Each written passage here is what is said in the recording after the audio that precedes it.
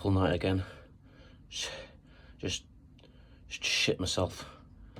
Just non-stop, just gushing. Just it's not even, I wouldn't even describe it as a mix between solid and liquid at this point. It's just liquid. And you have to then clean afterwards, because it you know, it's not just in the bowl, it's check under the start having to check under the rim for splashbacks. So ever since I've been on this diet, this mad diet I'm on, going to be on TV soon, so I'm trying to lose the summer weight. And just been following these TikToks, and there's this one guy who looked pretty overweight in this one picture, and then it was 6 weeks later, and he looked pretty good. And he said, looks difficult, right? It isn't. So straight away I was like, okay, go on.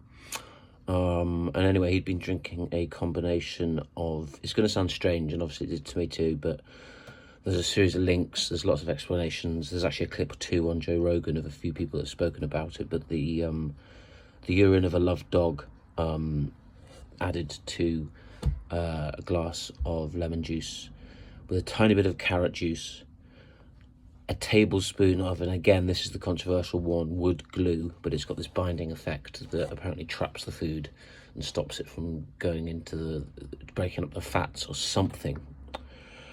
But it's having devastating devastating consequences on my intestines. I don't know what, something around here is in agony and fluctuating spasms, and as I say, just no sleep, and yeah, Niagara Falls coming out of my back end. So if anyone's got any tips or advice, that would be really helpful. I imagine, you know, I'm prepared to admit that some of the wood glue theories might have been wrong.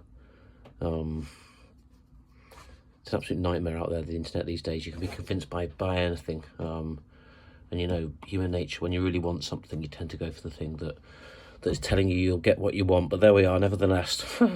Do let me know if I need to be calling A&E or anything like that, or because there are, as I say, there are quite a few alarming videos on that as well.